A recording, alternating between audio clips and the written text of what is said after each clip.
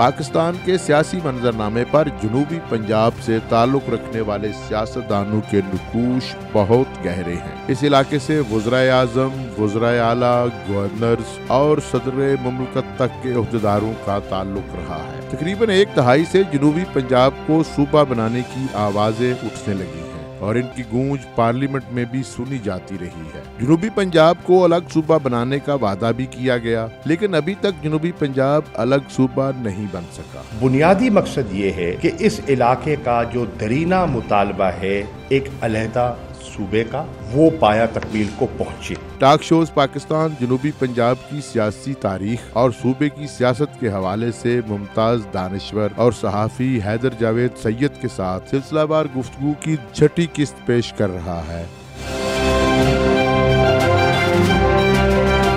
सराइकी कौम परस्तों ने अपना केडर खुद बनाना था। लीडरशिप तो बना ली उन्होंने, लंगाह साहब की बात तो सबने सुनी, लेकिन लंगाह साहब वो इदारे कायम नहीं कर सके जो एक सियासी पार्टी को सियासी मेराज पर पहुंचाते।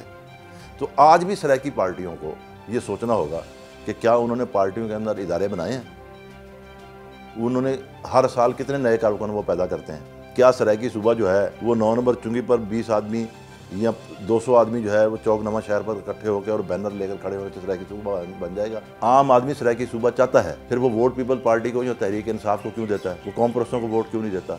कौम परस्तों को अपनी इन गलतियों का तजिया करना चाहिए। जब तक ये अपनी गलतियों का तजिया नहीं करेंगे, अपनी सियासत को अवामी सियासत नहीं बनाएंगे, उस वक्त तक मामला हल नहीं होगा। और इसमें आखिरी बात यह है कि कौम परस्तों को ये बात समझनी होगी कि सराइकी सूबे की तहरीक कौमी तहरीक है, तबकाती तहरीक नहीं है। हमारे दोस्त कौमी तहरीक और तबकाती तहरीक को गड़बड़ कर देते हैं। कौमी तहरीक में सारे तबकात शामिल होते हैं, लिहाजा हमें ये कहने की ज़रूरत नहीं है कि गिलानी फ़लाँ है और फ़लाँ फ़लाँ है और फ़लाँ फ़लाँ है, क्योंकि कौमी तहरीक में तो सारे तबकात शामिल होते हैं। जब आपने सबको साथ लेकर चलना है तो फिर आप कोशिश करें कि वो लोग जो एस्टेब्लिशमेंट की सियासत के साथ की तरफ अपना झुकाव डाल देते हैं, वो आपकी सियासत की तरफ आपका झुकाव डालें। जब आपकी सियासत की तरफ आपका झुकाव डालेंगे तो उसका रिजल्ट जो है ना वो मुख्तलिफ आएगा। भावलपुर सूबा तहरीक चली उस वक्त जब 1 यूनिट टूटा और भावलपुर को पहले जैसे वो 1 यूनिट में मगरबी पाकिस्तान का हिस्सा बना दिया गया दीगर रियासतों के साथ, और जब LFO के तहत 1 यूनिट ख़त्म हुआ, सूबे बहाल हुए, तो रियासत भावलपुर जो है, भावलपुर के लोग ये समझते थे कि अब जब सूबे मतलब 1 यूनिट टूट रहा है तो ये बन जाएगा, भावलपुर सूबा बन जाएगा। देखें ये जो सवाल है ना कि तहरीक तो थी सूबा बहाली है भावलपुर की, फिर ये सराइकी तहरीक में क्यों बदल गई? इसका जवाब ये है कि भाई पहले तो हमें ये देखना पड़ेगा कि क्या भावलपुर पहले सूबा था, रियासत भावलपुर थी, सूबा नहीं था। जब मगरबी पाकिस्तान 1 यूनिट बना और मगरबी पाकिस्तान बनाया गया एक यूनिट के तौर पर, सूबे उसमें मर्ज किया गया, रियासतें भी मर्ज की गई, स्वात की कल मतलब है कि खैरपुर वाली रियासत भी, बाकी रियासतें भी मगरबी पाकिस्तान का हिस्सा बना दी गई। जब जनरल याह्या खान ने मार्शल लॉ लगाया तो उन्होंने LFO के तहत 1 यूनिट को ख़त्म कर दिया, नए सूबे बने, सिंध, बलूचिस्तान, NWFP, पंजाब, रियासत भावलपुर पंजाब का हिस्सा बन गई। रियासत भावलपुर की आबादी ये समझती थी कि हमारे साथ ज्यादती हुई है। अब जब इन्होंने मतलब सूबे बहाल किए हैं तो हमारी रियासत को, जिसने पाकिस्तान को बनाने में और माली इमदाद देने में बहुत किरदार अदा किया है, तारीखी और सकाफी तौर पर हम बड़े रिच हैं, तो हमें सूबा अलहदा बनाना चाहिए था, नहीं बनाया। उन्होंने तहरीक भी चलाई, अवामी शऊर के हिसाब से तो वो तहरीक इस तरह कामयाब रही कि पीपल्स पार्टी का सैलाब था, लेकिन भावलपुर सूबा तहरीक के लोग भी बड़ी तादाद में उसमें से जीत भी गए, जीते भी। बाद में कुछ लोग पीपल्स पार्टी में चले गए, कुछ ना गए, उन्होंने वो अपोजिशन में रहे, अल्लामा रहमतुल्लाह अरशद वगैरह, ताबिश अलवरी, ये लोग अपोजिशन में रह गए। सराइकी का जो ये वाला हिस्सा है, मुल्तान, DG खान, डेरा इस्माइल खान, यहाँ मैंने गुफ्तगू के पहले भी आपसे अर्ज़ किया है कि 1964 में एक अदबी कॉन्फ्रेंस टाइप हुई थी डेरा इस्माइल खान में, फिर उसके बाद मुल्तान में भी हुई 1970 की दिहाई में।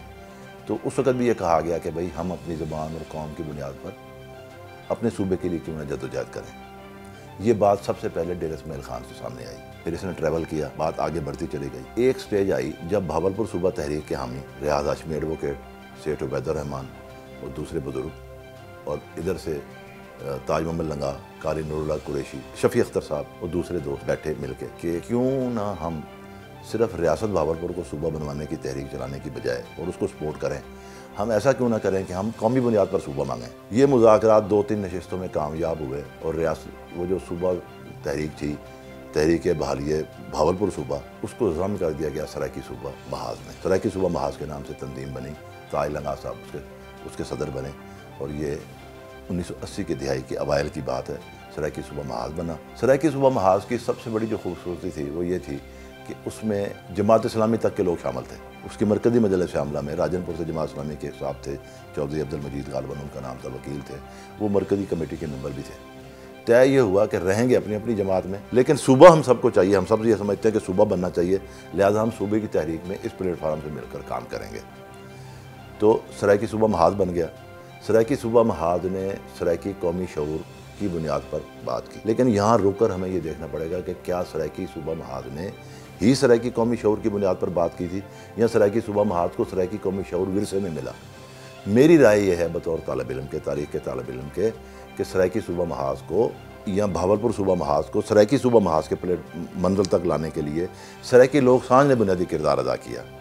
جس طرح ریاست بھاولپور میں تحریک بحالیہ صوبہ بھاولپور مضبوط تھی، اس طرح 1980 کی دہائی کے اوائل سے بہت پہلے مارشل لا لگنے کے بعد سرائکی وسیم میں استاد فضا حسین گاڑی، عاشق بزدار، رضو شاہ مرحوم اور دوسرے بہت سارے دوست، لالا زمان جعفری اور یہ سارے دوست جو تھے، ان سب نے مل کر ایک سرائکی لوگ سانجھ کے نام سے، عزیز نیازی، مقبول انیس ایڈوکیٹ، بہت نام ہے، میں کس کس کا نام لوں، ان سب دوستوں نے مل کر سرائکی لوگ سانجھ کے نام سے ایک تنظیم بنائی۔ سرائکی لوگ سانجھ تنظیم نے سرائکی وسیم میں سرائکی شعور، قومی شعور کو، سرائکی کلچر کو، سرائکی تہذیب کو، اور صوبہ ہمارا حق ہے، قومی شناخت کا صوبہ ہمارا حق ہے، اس کو جو اس نے تقویت پہنچائی، اس کو جو اس نے عوامی مقبولیت حاصل کی۔ بعض لوگوں نے تانا دیا کہ یہ میلوں ٹھیلوں والے لوگ ہیں، تو تحریکیں یوں ہی شروع ہوتی ہیں نا، وہ میلوں ٹھیلوں سے تحریک شروع ہونے کا مطلب کوئی گالی تو نہیں ہے، میلے ٹھیلے اسی زمین سے جڑے ہوئے ہیں نا، میلے اسی زمین سے جڑے ہوئے ہیں۔ تو جب سرائکی صوبہ محاذ بنا تو سرائکی صوبہ محاذ کو ایک ہی وقت میں دو کیڈر میسر آ گئے۔ ایک کیڈر وہ جو بھاولپور صوبے کے لیے کام کر رہا تھا، ایک کیڈر وہ جس کی تربیت کی تھی سرائکی لوگ سانجھ نے۔ منصور کریم سیال کا نام لینا میں بھول گیا، منصور کریم سیال اور دوسرے دوست، یہ سارے سرائکی لوگ سانجھ کے مطلب کے لوگ، یہ سارے ترقی پسند سوچ رکھنے والے، یہ سارا کیڈر مل گیا سرائکی صوبہ محاذ کو۔ اور سرائکی صوبہ محاذ جب بنا، طاہر لنگا صاحب نے اس کی قیادت کی۔ وہ پہلے پیپلز پارٹی میں تھے، پیپلز پارٹی سے نکلے، علیحدہ ہوئے، تو انہوں نے خورشید حسن میر کے ساتھ مل کر جو ہے وہ قومی جمہوری پارٹی، جہاں تک مجھے یاد پڑتا ہے، ایک انہوں نے بنائی تھی، جس کے خورشید حسن میر صاحب جو ہیں وہ سیکرٹری جنرل تھے اور طاہر لنگا اس کے ڈپٹی سیکرٹری جنرل تھے۔ اس سال ڈیڑھ سال کی جد و جہد میں طاہر لنگا صاحب مختلف دوستوں سے جب ملے تو دوستوں نے ان سے کہا کہ آپ اپنی توانائیاں ایک نئی سیاسی جماعت میں جو ضائع کرنے لگے ہیں، لگانے لگے ہیں نئے امتحان میں، آپ ایسا کیوں نہیں کرتے کہ سرائکی تحریک میں آپ کام کریں، بھاولپور کے دوستوں سے بات کریں کہ وہ بھاولپور صوبہ بنانے کی بجائے اگر ہم سب شام مل کر سرائکی صوبے کے لیے کام کریں، قومی شعور کی بنیاد پر، قومی تشخص کی بنیاد پر، تو پھر طاہر لنگا صاحب ڈیرہ اسماعیل خان سے لے کے صادقہ آباد، جنگ، ان سارے علاقوں میں جا کے دوستوں سے ملے اور بالآخر اس کے نتیجے میں وہ بنا سرائکی صوبہ محاذ۔